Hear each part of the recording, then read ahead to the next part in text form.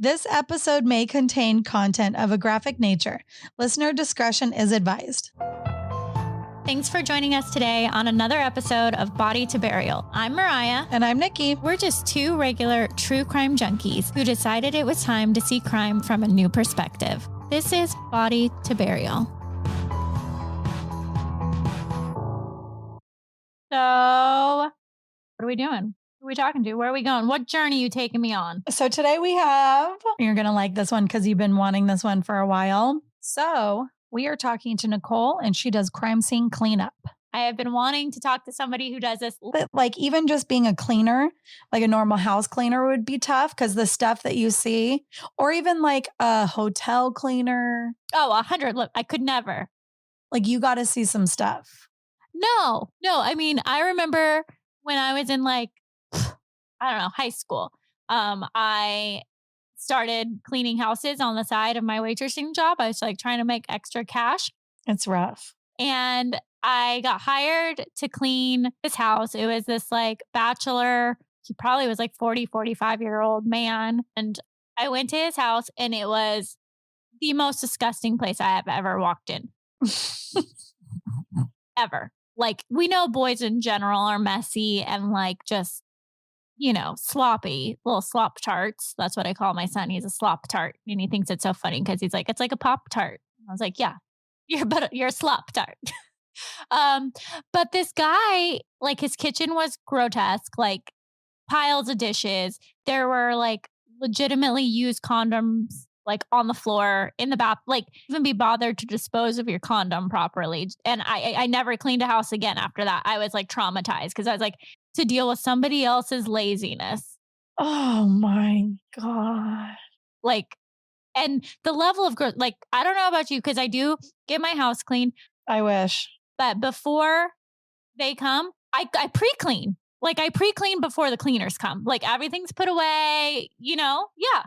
Yeah, I've heard people do that. I would love to have a house cleaner, like love it, but it's just not in my path at the moment. And I feel like I would be a little, because when I clean, I like to like deep clean. And then I feel like my eyeballs see like baseboards. And then I got the windows. And then I would feel like if I paid someone to clean and I'm still seeing dirt, I don't like that. Like I need to see like immaculate, what I would consider a deep clean and what I would consider when I clean my house, where I feel like every spot is handled, and that's why it takes me so long, because I feel like it takes me days and days to at least like to clean my house. Cause it's just like, you got to deep dive in there. Even when the kids and Ryan does it, I get like to help me. I still get like where I have to let go of some of those spots I see, because I don't know, it would make me crazy. Yeah, but like, but just hold on a second, because we're literally talking about cleaning like dust bunnies and, some grimy fingerprints. These people are cleaning up remnants of like body fluids, some like, projectile blood splatter on a wall. Like, I just can't. I know that the people here are obviously true crime junkies. And if you've ever looked at like crime scene photos and like immediately my brain always goes to like the bloody mattresses and stuff, like I'm almost positive you just got it. Like those have to go. Drywall, go. But I don't think that that's the case. Like, I literally think it's like, we're just going to rip out this little patch of carpet. Like, I don't think it's like a tear down to the studs, which is what like you would hope happens. I don't think that's the case. I mean, I don't think hydrogen peroxide is going to get it out. Yeah. Oh, I am so excited. Okay. I do not want to delay her anymore because we just need to like get to the bottom of this because I cannot, my brain is like racing through all the questions I want to ask. Hi, Miss Hamilton. Hey, girl. How's it going? It's going. You're ready to head out to a job here pretty soon. Oh, good. Oh, my God. You're just hitting the ground running on this Monday morning. Yes, ma'am. Well, let's jump into this so we don't take up too much of your time. First of all, thank you. Thank you so much. I know it's been super hard to connect with us, and we really appreciate you continuously trying to make it happen, and we're really excited to talk to you. So usually how we kind of like to do it is a real simple, if you were to describe your job in 1 to 2 sentences, what would you say that you do? I am a crime scene field supervisor. What I do is I go with my team to assess the job, take pictures, do an estimate. Are you guys showing up after like the medical examiner has already arrived? Like, when do you guys get brought into the scene? We get brought in maybe, so let's say if a suicide happened today Okay. and the police released the scene, we might not get called until maybe later on today or tomorrow morning. Okay. So that's how that process works. Okay. And so when you show up, everything that they've needed to collect is there. So it's walk us through what happens. You show up with your team, you look at like the impact of, I guess, the situation. So I show up with my team, I introduce myself to the family or whoever I'm meeting, family, friend, and I let them know the assessment usually takes about a good maybe 30 minutes to an hour, give or take, depends on how bad the damage is. Okay. And that time I have them fill out some paperwork, with their information. And then I go, once I take all my photos and I let them know it's going to give me about another 15 minutes. I got to upload the photos and then I got to get a hold to my home office so they could go over my initial estimate with me and see if it's a good estimate or if I need to add or change anything. Ask the family, do they have homeowners insurance? If they have homeowners insurance, call the home office and then a home office files a claim on the behalf of the family. Okay. I heard that insurance would cover the, I wasn't sure if that was true or not. It all depends on what kind of insurance, because some insurance are red carriers, which is like they don't want to deal with bio companies, and some companies are green carriers, which means they pay out. Oh, okay. Yes. So if you're a red carrier, that means they will put a cap on how much we're able to do. Oh, okay. And then anything else is them. They pay the rest. Well, it depends, because I've had a job where they capped us out at 10,000 and the insurance had to go over it, and then we end up going back and doing the rest. Oh, okay. So they will put a cap on it and then tell us to stop, and then they'll look at the pictures and everything to see how bad it is, and then they'll be like, okay, go ahead and finish doing the job. Oh, okay. Yeah, because that's hard for the families that are already going through a rough thing, and then being left halfway through would be hard, I would think. It is very hard. Yeah. Some people don't know how they're going to pay for it. And then sometimes the amount is sometimes more than, what they actually can afford. Because some people really think that it's only maybe a few $100s or maybe a couple $1,000s until we give them the estimate, and it's several $1,000s. Oh, wow. Yes. Because is that like you're basically having to rip everything out that any sort of like blood or fluids have touched? So if it's a gunshot and if it's like up on the wall and it's down by the baseboard, so if it's been there for like maybe a week or so, it can submerge underneath the baseboard and go down, like if it's a second floor, go down. Oh. And you will have to cut the flooring in the subfloor and follow the trail. How long would that take? Like days? Probably about maybe 2 to 3 days. Wow. And then when it goes away, like, is there a special place you have to take it? Because now it's like a biohazard. So we put everything in bio boxes. Oh, okay. And then the bio box company comes and picks them up. And then it's up to the owners of the house or whatever it is that they have to then they have to replace like the drywall and the carpet and the flooring and that type of stuff. That's where homeowners insurance come in at. Okay. So that's where it'll come to fix all that. Yes, ma'am. But if you have nothing, you're just kind of screwed. Yes. Oh. Yes. How long does a job take? Like if you were doing just like, let's say you showed up today at a suicide, how long is that going to take you to clean up? It depends on what all needs to be done. What's the average? Couple hours? Sometimes it could get, no. Sometimes it takes maybe about, maybe 12, 13 hours, give or take. What happens to like personal items that are impacted? Like, let's say there's like a gunshot or something and there's blood splatter across like family photos or things like that. Do you guys have to take those items as well, or how does that work? If there is like some family photos and the family really wants them, even though it's a porous item, we will disinfect the picture frame, or we will get rid of the picture frame. Okay. And like personal items, if it's like a wedding ring or something, and they really, really, truly want it, then we will save it for them. We would save it for them. Okay. What about like a blanket or something like that? Do you guys take items like that and have them specially cleaned? No. So with blankets, because it's a porous item, we have to dispose of it. Now, if the family is really adamant, like, hey, we need this blanket, we really want it, you have to sign a paper stating if there's a stench and the stench is still there, we are not responsible for it. I see. Okay. So everything has a process to it. How do you handle this, like the smells of places? Because I imagine the smell to be like the most intense thing I've ever encountered.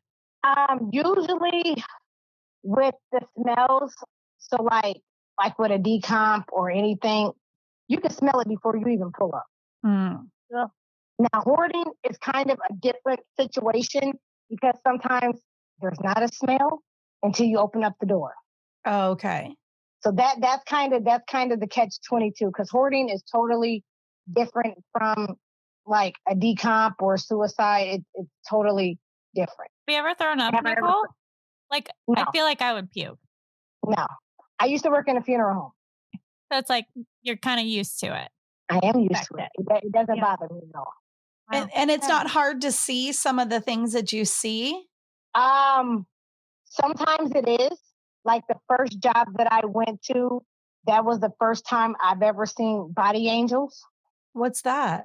So if a body has been laying on the ground for a couple months, your body breaks down into the carpet. So the way that you lay when you pass away, your skin and everything goes into the carpet.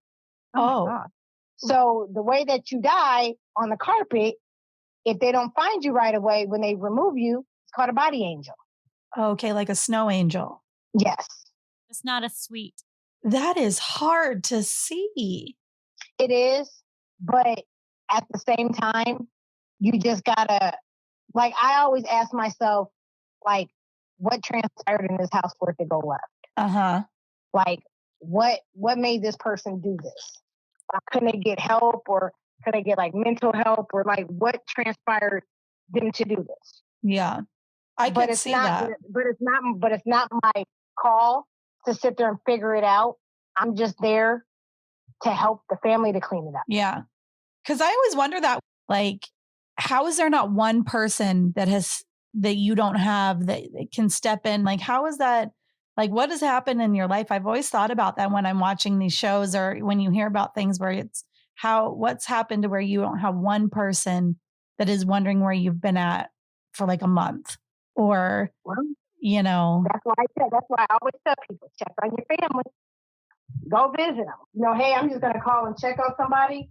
They might have been dead for maybe 3 months and you would have never known until you do a welfare check.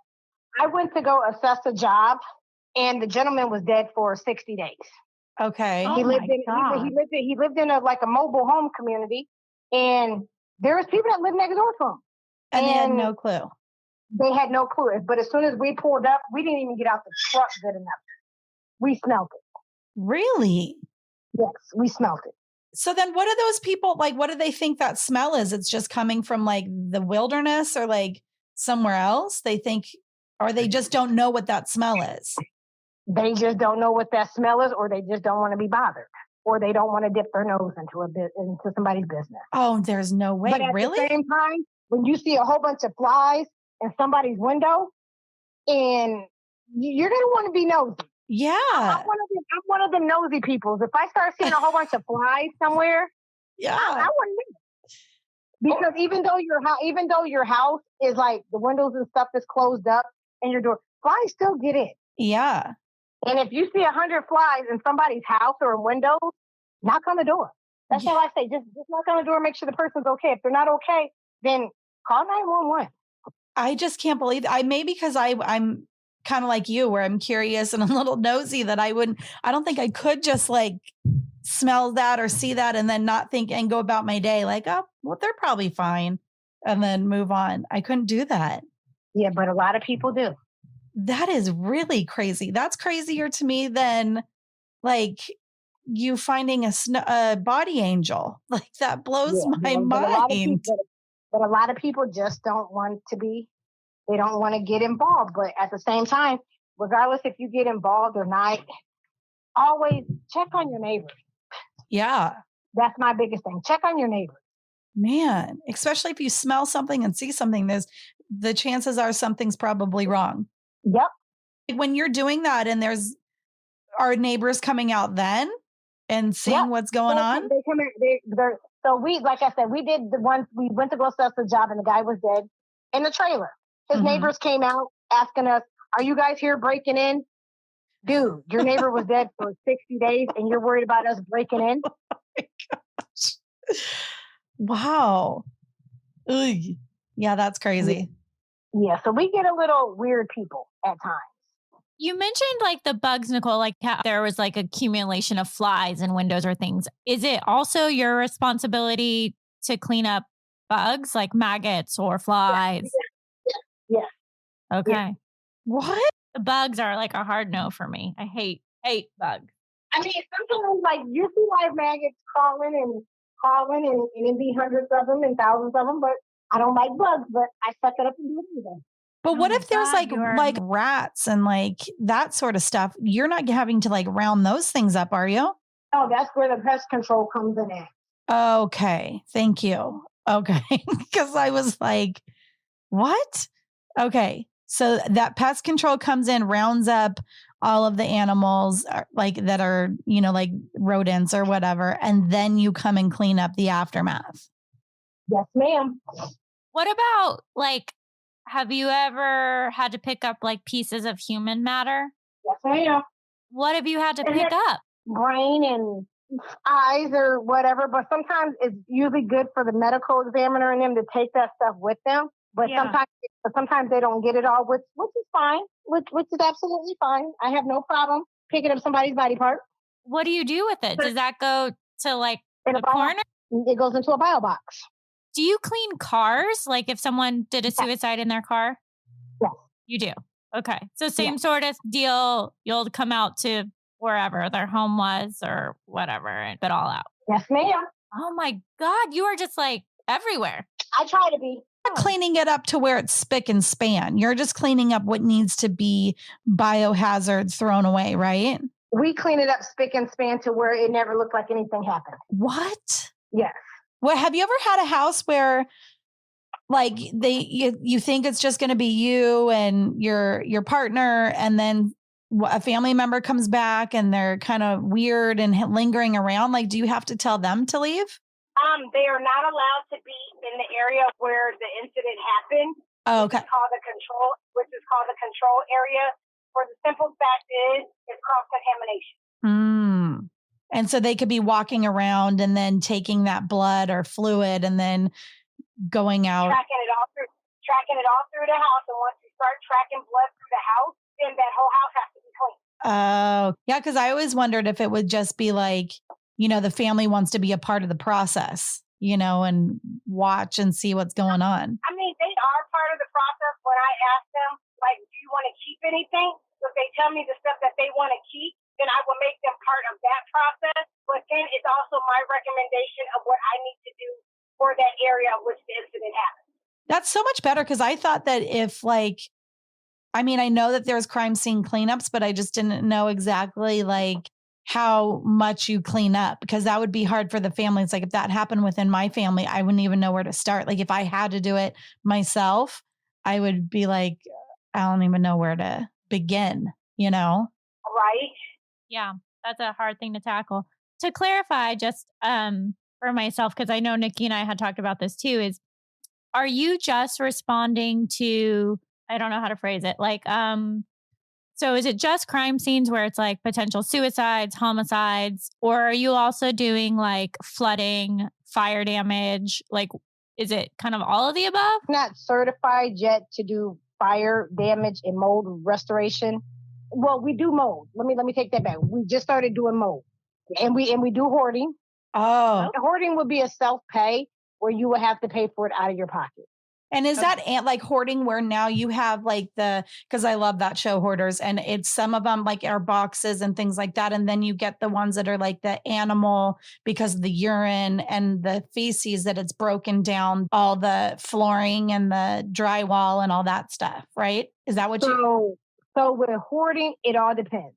Hoarding could be like if you have animals in the house and you don't ever take them outside, and they just go everywhere. So the boxes get messed up. And if you are one of them hoarders who just throws food and stuff everywhere and just urines all over the place, then flooring will have to come up.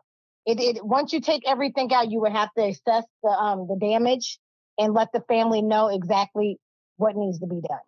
Have you ever had jobs where it's gone down into like the foundation? No. Okay. So never usually gets that far.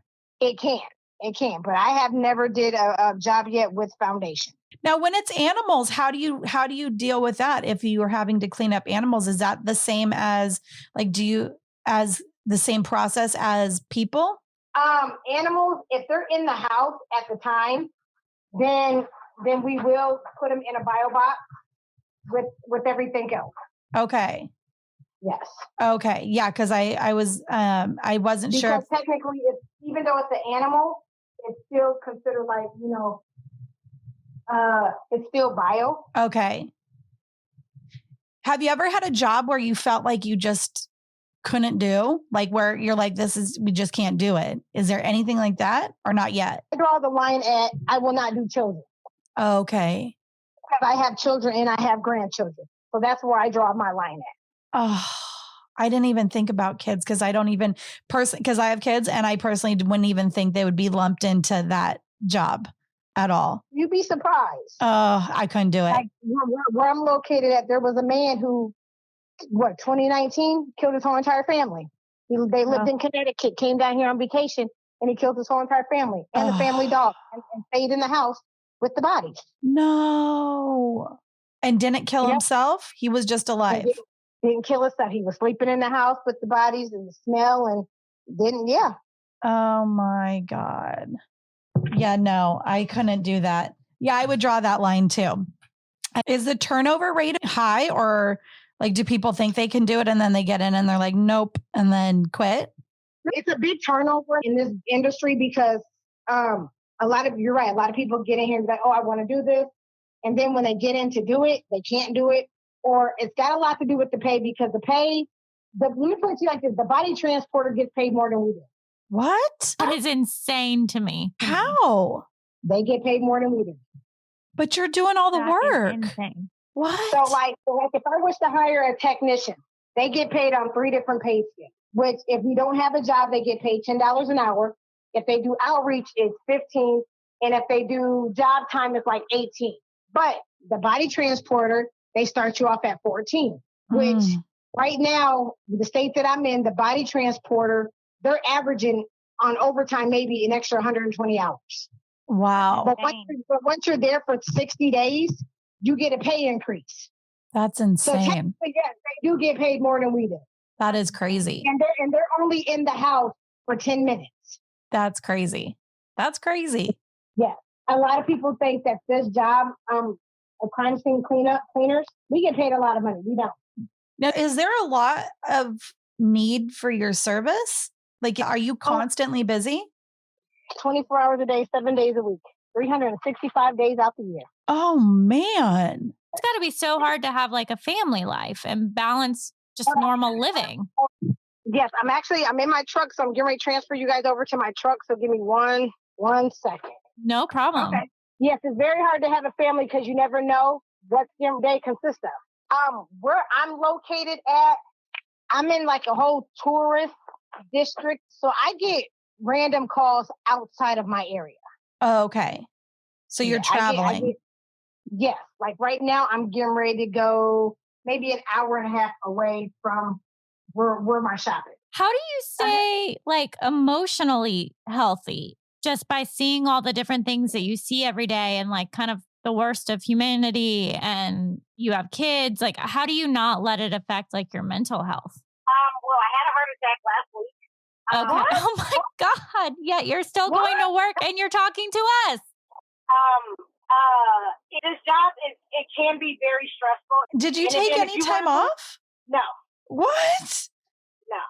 Oh my God. I got bursitis in my hip last week and I had to cancel my day. I can't imagine. You're a weakling, Nikki. You need to Be like Nicole. Yeah, apparently I am. Yes, I need to just be a little stronger, apparently. I don't know. I just, if something happens and I feel better and the doctor releases me, I just get up and keep pushing. That's all. You just keep going, one foot in front of the other. What would you say are like the health hazards for your job? Like, is it because you're obviously dealing with like a lot of body fluids, chemical cleaners. I would assume the health risk is pretty high for you. You gotta always protect yourself, no matter what. You gotta always stay covered. Because if you take off any gloving and you don't know what's on it, then you're putting yourself at risk. What is the most difficult part of your job for you? Being on call 24 hours a day, 7 days a week. Yeah, I'd say that is the hardest part. And we cannot tell you how much we appreciate you doing this. And like, no, you guys are absolutely fine. I'm in the truck driving, got gas and everything while I'm talking to you. You're the best multitasker I've ever come across. It's incredible. All right. Well, please get there safe. Drive safe. We really appreciate you. We appreciate what you do. Okay, thank you so much. Thank you. Have a good week and take care of yourself. You too, guys. You guys have a great Monday. Thanks. You too. Bye. Bye. I wouldn't want to do that job. Well, no. And I'm sorry, you are on call 24 hours, 7 days a week? That's the part that I hate more than cleaning up. I'll tell you that right now. I would hate that way more than cleaning up. I mean, I get that these things happen every day, multiple times a day, but it's like, are you kidding me? I don't know if I could handle what's worse, the hoarding. Because I mean, you've seen those episodes where the water hasn't ran for 6 months or not even months, it's years. And they're like pooping in the shower or like in bags and then tossing the bags. Like it's funky. So I don't know what's worse.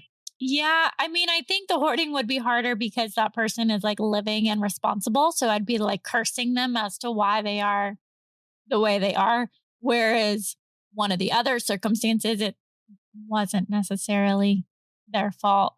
Oh my God, we didn't even ask about this because what happens if it's a hoarding plus a body? Double trouble. I mean, that's all. That's like double stacked. That should be overtime. Which, by the way, it doesn't sound like she gets overtime pay. It's kind of like however long it takes is how long it takes. Yeah, I don't get that. Then I would clock out at 8 and be like, yeah, I'm done. I would puke. I can't believe she's never not puked. I literally would puke. Like, we have like a trash dump, which I know this is like so not the same. So I'm not saying that. But when I have to go there in the summer to like dump our trash from our jobs, I literally like dry heave in my mouth. The smell is so horrific. And that is household trash. Like, I can't imagine a decomped 60-day-old body. I mean, we really should have asked also, what cleaning products are you using? A little bleach? Is it a little shout out to Clorox? I mean, what are the chemicals? I think it's probably bleach and hydrogen peroxide. I don't know. Damn it. There's so many questions that we have to ask. So that's another one. I really hate this because after we're done, I'm like, oh, I should ask this. But then we like go down a trail. We almost need to have them hold the line while we debrief because it always like spawns more questions. Yes. Because I would assume like if you have a body that's turned into a body angel, that's like, I would assume very sludgy. A body angel. I can't even, the coined phrase. Ugh. Imagine it's got to be like a sludge. Ugh. So then you got to take a shovel. Yeah, I mean, that makes me want to puke. Like, and I'm thinking like a snow shovel. Yeah, like the really wide square one. Yeah. Could not do it. Like, we've talked about the jobs in the morgue and those sort of things. And I feel like I could push past the yucky visuals and the skin slippage and the smells because there's like a science aspect that's like driving why you're touching and cutting and smelling. In this particular instance, there's no science. It's just to like clean. And I love to clean. Like, I am OCD clean, but I do not think I could stomach it down to clean. No. I don't know if I would be satisfied, like where I feel like, cause you clean like I clean and like, I don't know, it just snowballs. Like, I don't think I could be satisfied, like where I'm like, oh, that doesn't look so clean. So it's like, how do you get every tiny little bit?